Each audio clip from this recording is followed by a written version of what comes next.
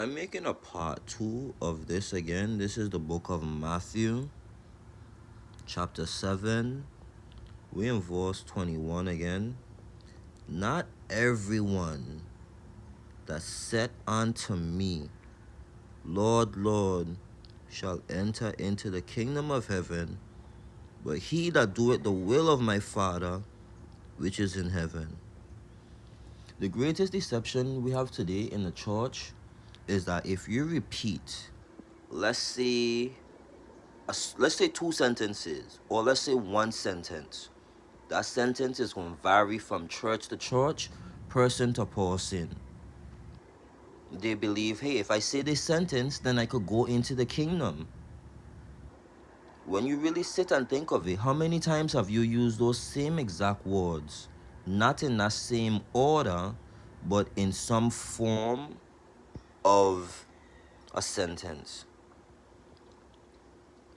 When you say that sentence, you say, hey, now I'm saved, I'm a Christian, I'm going to heaven now. You know what that means?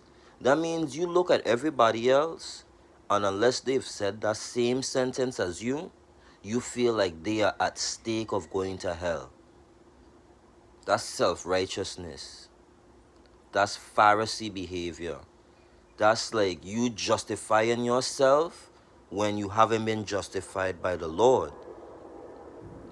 The Bible says again, not everyone that saith unto me, Lord, Lord, shall enter into the kingdom of heaven, but he that doeth the will of my Father which is in heaven.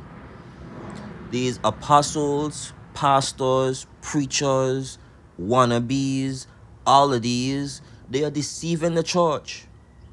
You can't tell somebody that if you repeat after me, you say this sentence, you enter into the kingdom of heaven. That's the greatest lie you could ever tell. That's honestly as deep as blasphemy.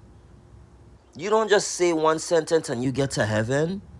That don't even begin to make no damn sense. Stop listening to these people who get on the podium. The Bible says it. I'm going to go back to it.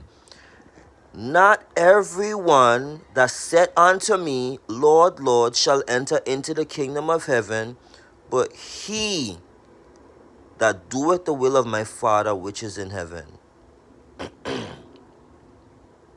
How could you tell people, if you repeat after me and say this sentence, you enter into the kingdom? You make these people walk around on the face of the earth thinking they're going to heaven when the kingdom is at hand.